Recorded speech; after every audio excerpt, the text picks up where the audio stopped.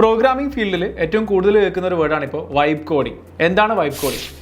Programming knowledge ഒന്നും തന്നെ ഇല്ലാതെ നമുക്ക് ഇഷ്ടപ്പെട്ട സോഫ്റ്റ്വെയർസ്, വെബ്സൈറ്റ് എന്ത് വേണമെങ്കിലും ആയിക്കോട്ടെ അത് ഉണ്ടാക്കാൻ പറ്റുന്ന ഒരു പ്രോഗ്രാമിംഗ് മെത്തേഡിനെയാണ് വൈബ് കോഡിംഗ് എന്ന് വിളിക്കുന്നത്.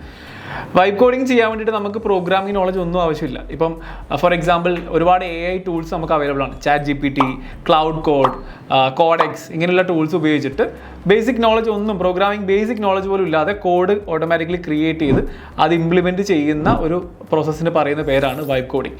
നമുക്കത് ഇംപ്ലിമെൻറ്റ് ചെയ്യാൻ വേണ്ടിയിട്ട് നമുക്ക് ഇഷ്ടംപോലെ ടൂൾസ് അവൈലബിൾ ആണ്. ഇപ്പം IDEs ആണെങ്കിൽ, എഡിറ്റേഴ്സ് ആണെങ്കിൽ cursor.ai എന്നൊക്കെ പറഞ്ഞ ടൂൾസ് അവൈലബിൾ ആണ്. നമ്മൾ ഒന്നും അറിയേണ്ട, നമ്മൾ ജസ്റ്റ് പ്രോംപ്റ്റ് മാത്രം അടിച്ചു കൊടുത്താൽ മതി. ഫോർ എക്സാമ്പിൾ ഇപ്പം നമുക്കൊരു വെബ്സൈറ്റ് വേണം, ഇന്ന വെബ്സൈറ്റ് ആണ്, ഇന്ന ഫീച്ചേഴ്സ് അതിന് ഉണ്ടാവണമെന്ന് ജസ്റ്റ് പ്രോംപ്റ്റ് അടിച്ചു കൊടുത്ത് എൻ്റർ ചെയ്ത് കഴിഞ്ഞാൽ കംപ്ലീറ്റ് വെബ്സൈറ്റ് തന്നെ അത് ബിൽഡ് ചെയ്യും. വൈബ് കോഡിംഗ് നല്ലതാണോ മോശമാണോ എന്ന് വെച്ച് കഴിഞ്ഞാൽ എൻ്റെ അഭിപ്രായത്തിൽ ഒരിക്കലും നല്ലതല്ല. കാരണം നമുക്ക് കോഡ് ക്രിയേറ്റ് ചെയ്ത് തരും, പക്ഷേ അതിനുള്ളിൽ എന്തെങ്കിലും ഒരു ഇഷ്യൂ വരുവാണെങ്കിൽ അത് ഫിക്സ് ചെയ്യാൻ നമുക്കൊന്നും മനസ്സിലാവില്ല. സോ വൈബ് കോഡിംഗ് എന്ന് പറയുന്നത് ഒരു ജസ്റ്റ് നമുക്ക് പെട്ടെന്ന് ഉണ്ടാക്കാം എന്ന് മാത്രമേ ഉള്ളൂ. ഒരു ബെസ്റ്റ് പ്രോഗ്രാമിംഗ് മെത്തേഡ് ആണോ എന്ന് ചോദിച്ചാൽ അല്ല.